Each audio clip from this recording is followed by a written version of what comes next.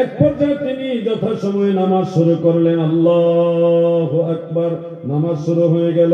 ঠিক ওই সময় হযরত আলী এবং আরেকজন সাহাবী, দুইজন সাহাবীর কাঁধের উপরে নবীজি ভর দিয়া হুজরা মুবারক থেকে বের হইলেন নামাজের জামাত দেখার জন্য। দয়াল নবীজি হুজরা মুবারক থেকে যখন মসজিদের দিকে চেহারা মুবারক ঘোরালেন এবং আস্তে আস্তে মসজিদে নববীতে প্রবেশ করলেন, আল্লাহর নবী মসজিদে নববীতে আসছে। এই দৃশ্যটা আবু বকর সিদ্দিক ইমামতি অবস্থায় খেয়াল রাখলেন। নামাজের ভিতরে নবীজির খেয়াল রাখতেছে। কথাটা খেয়াল করছেন না আপনারা? আল্লাহর নবী মসজিদের মধ্যে আসছে, এই ধ্যানে খেয়াল নামাজের ভিতরে আবু বকর সিদ্দিক রাখলেন। তার মানে নামাজের ভিতরে নবীজির ধ্যান করা বা নবীজিকে খেয়াল রাখা এটাও নামাজের অংশ। যারা বলেন নবীজির খেয়াল বা নবীজির ধ্যান নামাজে করা যাবে না, তারা সঠিক পথে নাই, তারা গুমরাহির মধ্যে আছে।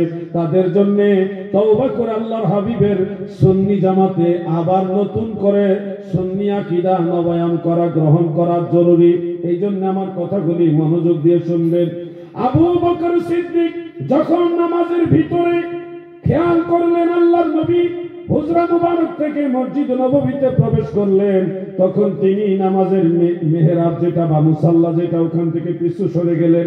চেহারা ছিল কাবার দিকে, এখন উনি চেহারা ঘুরায় ফেলছে মদিনাওয়ালার দিকে। নামাজের 13 ফরজ। নামাজে কত ফরজ? জোরে বলেন, কয় ফরজ? নামাজের 13টা ফরজ। নামাজের ভিতরে এবং বাহিরে 13টা ফরজ। এই 13টা ফরজ সম্পর্কে আপনাদের জানা থাকতে হবে। বুঝতে পারছেন?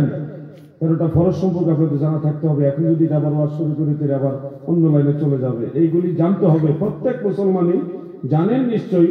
যদি আবার দেখা যায় কিছু ভাইয়েরা না জানেন, মা বোনেরা যদি কেউ না জানেন, তাহলে আপনাদের জন্য এটা ফরজে আইন, কারো না কারো কাছ থেকে জেনে নেওয়া।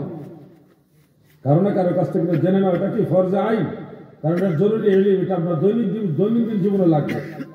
বন্ধুরা আমার, দাদু ভাইরা আমার, দিলের কান লাগায় শুনবেন। হযরত আবু বকর সিদ্দিক বাইতুল্লাহকে ছেড়ে দিয়ে আল্লাহর নবীজির দিকে চেহারা ঘুরায়া দিলেন।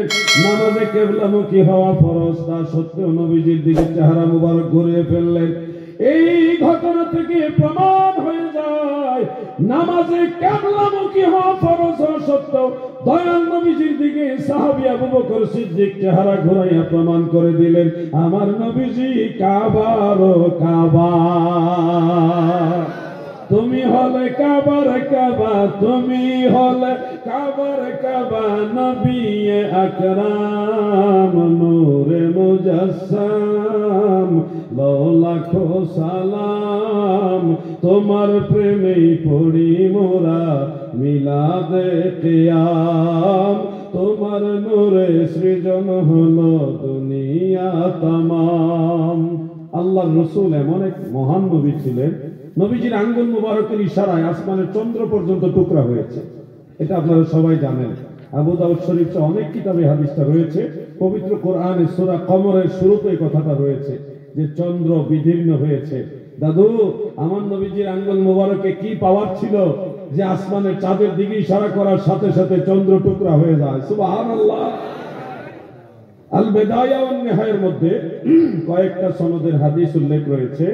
এটা আমার জানা মতে 4 জন সাহাবী বর্ণনা করেছেন।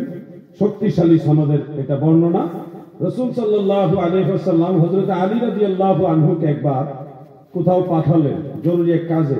সেই সুবাদে দয়াল নবীজি এবং উপস্থিত সকল সাহাবায়ে কেরাম আসরের নামাজ আদায় করেছেন। সেই রেখা হযরত আলী নবীজির আদেশ মানার জন্য ওইখানে গেছেন। ওইখান থেকে এসে দেখে নামাজের জামাত শেষ হয়ে গেছে, উনি আর নামাজ আদায় করার সুযোগ পাইলেন না। যার কারণে হযরত আলী রাদিয়াল্লাহু আনহু ফিরে আসার সাথে সাথে নবীজি বলতেছে, আলী আমার শরীরটা একটু ক্লান্ত, তুমি একটু বসো তোমার উরাতে। এটা কি উরু বলে না? এই উরু হাতলিতে সেই ফুলের কলি গলায় লইয়া ভিক্ষার জলি বাস করে গাছের তলায় মুহাম্মদ কামলিওয়ালা আইরে আমার বুকে আয় মুহাম্মদ কামলিওয়ালা। আল্লাহ আল্লাহ আল্লাহ আল্লাহ আল্লাহ আল্লাহ লা ইলাহা ইল্লাল্লাহু মুহাম্মাদুর রাসূলুল্লাহ সাল্লাল্লাহু আলাইহি ওয়া আলিহি ওয়া সাল্লাম।